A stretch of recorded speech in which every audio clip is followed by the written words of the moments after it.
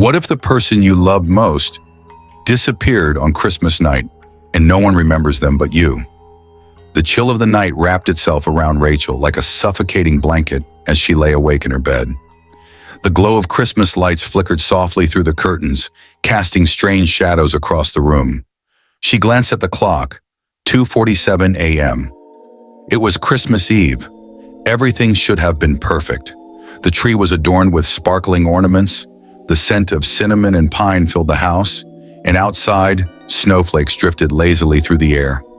Rachel had spent the entire day preparing for the holiday, baking cookies, wrapping presents, and arranging the stockings by the fireplace. Everything was normal. Everything except for one thing. Where was Claire? Her older sister, the one person who always made Christmas feel complete, had been missing for hours. At first, Rachel thought it was nothing. Maybe Claire had gone out with friends, or perhaps she was just staying up late, as she always did on Christmas Eve. But when Rachel woke up in the dead of night, a strange emptiness gnawed at her. The silence was suffocating, and Claire's absence felt wrong. Panic stirred in Rachel's chest as she glanced toward Claire's bed across the room. Empty. "Claire?" she whispered, her voice trembling in the stillness of the night. She sat up quickly, her heart racing, but the house was too quiet, too still. It was as if the world had paused, holding its breath. She rushed through the house, calling her sister's name over and over, but each room she entered seemed emptier than the last. The living room, the kitchen, even the bathroom. No sign of Claire. Something was wrong. Rachel hurried to Claire's bedroom, the door slightly ajar. She pushed it open, her eyes scanning the room. Everything was as it should be until she saw it. The bed was made. No clothes were strewn across the floor. It was as though Claire had never been there at all. A sudden coldness swept over Rachel, and the room seemed to close in on her. She could feel it, a presence, though she couldn't quite place it. She stepped back, her breath shallow, and called out again, "Claire! Please, where are you?" But the silence responded, deafening and final. Rachel felt the urge to run, but something kept her feet rooted to the floor. Something was pulling her deeper into this nightmare. She turned away, her hands shaking as she reached for the hallway. The house felt different. The walls, the floors, everything felt wrong, twisted somehow. As she passed the living room, she froze. There they were, her parents, her cousins, her aunts and uncles, sitting perfectly still in front of the Christmas tree. "Mom? Dad?" Rachel asked, her voice strained. "Where's Claire?" Her parents looked up slowly, blinking as though they were waking from a deep sleep. Her mother's face was blank, her eyes distant. "What do you mean? You don't have a sister, Rachel." Rachel's stomach churned. "What?" she gasped. "Of course I do. Claire. She's my sister. Her father interrupted, his voice unnervingly calm. "Rachel, there's no Claire. It's always been just you. Just us." The world seemed to tilt, the room warping in front of her eyes. Her mind raced to hold on to something, anything, that felt real, but it was slipping away. Claire was real. She had to be. "Stop this!" Rachel shouted. "Where is she? You're lying. Where's Claire?" But her family just stared at her, their smiles vacant and empty, as if they were playing some cruel game. They didn't recognize her distress. They didn't even know Claire existed. Desperation clawed at her. She turned and ran for the door, determined to leave, to escape. But as she touched the doorknob, the world around her shifted again. The walls seemed to pulse, the air growing colder, heavier. With a jolt, Rachel realized that she wasn't in control of her own home anymore. Someone was playing with her. She stumbled back, her head spinning. She had to find Claire. She had to remember. But as she turned, she heard a faint whisper coming from the darkness behind her. "Don't forget," the voice hissed, cold and guttural, almost like a warning. It wasn't anyone she knew. The voice didn't belong to her family, yet it seemed familiar. Rachel spun around, but there was nothing. Just the same empty, eerie silence. Heart pounding, Rachel ran through the house, desperately searching for anything that could explain what was happening. She found herself drawn to the basement door, a place she hadn't dared go in years. It creaked open with a groan as she descended into the darkness below. The air was thick with dust, and the musty scent of forgotten memories filled her nostrils.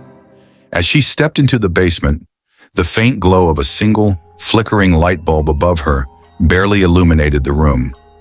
Old boxes lined the shelves, but something caught her eye in the corner.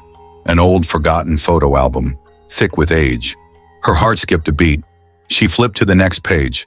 Another Christmas photo. No Claire. Another. No Claire. Where is she? Rachel whispered, her voice shaking. She knew she wasn't imagining it. She couldn't have forgotten her own sister. Claire had always been there. Suddenly the lights went out. The room was plunged into suffocating darkness. The whispers came again, this time louder, clearer. Don't remember. Rachel's breath caught in her throat as a figure materialized out of the shadows, a dark shape standing just beyond the edge of the light. The figure's face was hidden, but she could feel its eyes on her, watching. Please, no, Rachel gasped, stepping back. I have to remember. I have to remember Claire. But the figure stepped forward, and in a voice that sounded like the wind itself, it spoke. If you remember, you'll be next. The basement door slammed shut, and Rachel was plunged into complete darkness. She was suffocating, drowning in the fear of forgetting, of losing herself, of becoming nothing. Desperately, she tried to scream, but no sound came out. She scratched at the walls, at the door, as the oppressive force of the curse closed in on her. And then it was gone. The figure, the whispers. The house, once filled with memories, was now silent, empty. It had erased everything. Rachel had forgotten. Claire had never existed. And now it was Rachel's turn to be erased.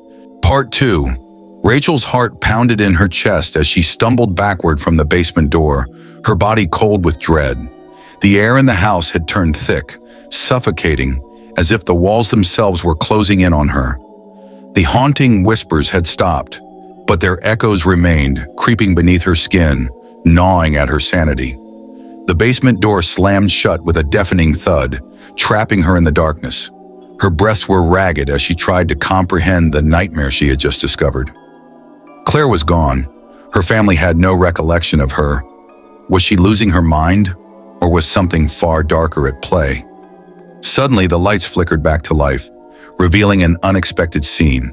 The living room, once filled with familiar faces, was now different. The furniture was shifted.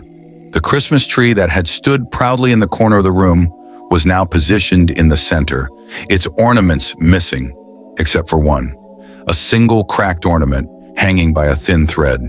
The glass bulb was shattered, its sharp edges gleaming like teeth.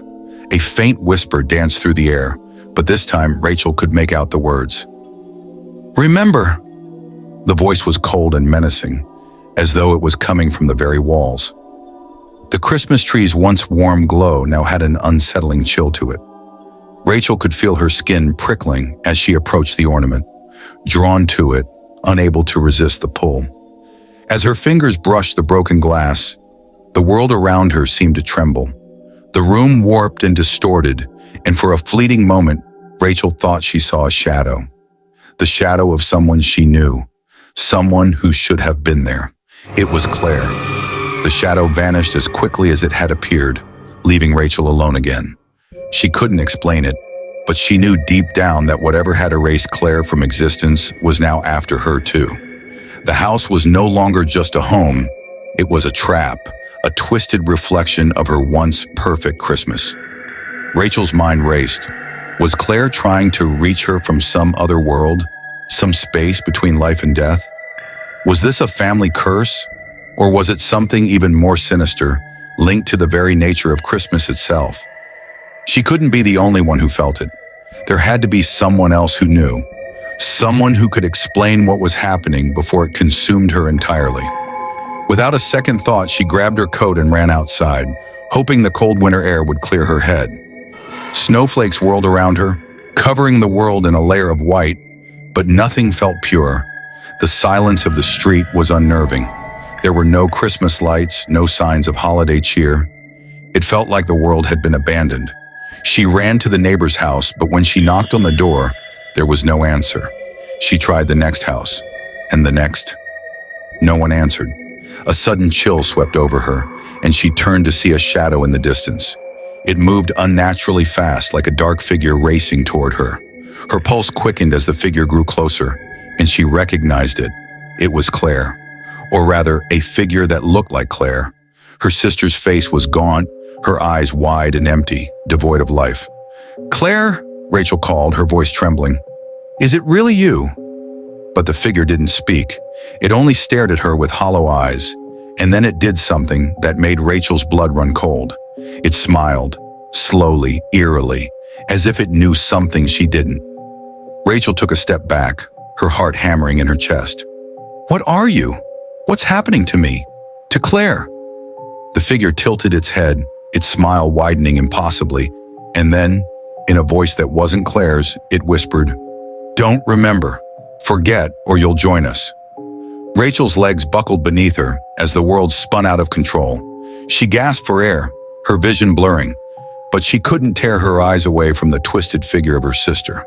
With a final bone-chilling grin, the figure vanished into the snow, leaving Rachel alone in the darkness. She fell to her knees, her hands clutching her head as the weight of the truth crashed down on her. She was being erased. But why? The whisper echoed again in her mind. "Forget, or you'll join us." Rachel's thoughts fractured. There had to be a way out. She had to break the curse before it was too late. But she knew the clock was ticking. Christmas morning was approaching. Every passing moment, she could feel herself slipping further into the void, becoming part of the forgotten. She had to remember. She had to find Claire. But each step she took felt like one closer to being lost forever. The terror of losing herself, the terror of becoming a shadow in her own life, was more than Rachel could bear. Desperation clawed at her, and she knew there was no time left to waste. As the night deepened, Rachel heard it again. The whispering, growing louder, more urgent. This time, it wasn't coming from a shadow or a forgotten figure. It was coming from inside the house, from her family. She ran back to the house knowing that whatever she found would change everything. But as she stepped through the door, the air grew cold. The walls seemed to pulsate with a low hum. Her parents were standing in the living room, smiling at her in unison. Their eyes were blank, like lifeless dolls as they repeated in eerie harmony. "You're forgetting.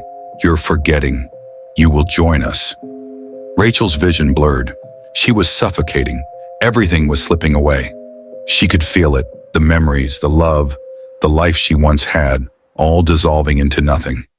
And then as she turned to flee, she saw it, the final clue. A small piece of paper tucked behind the broken ornament on the tree. Trembling, Rachel reached for it. It was a faded letter, written in the hand of someone long forgotten. Every Christmas, a soul must be claimed. One must be erased, and one must remember. The choice is never yours.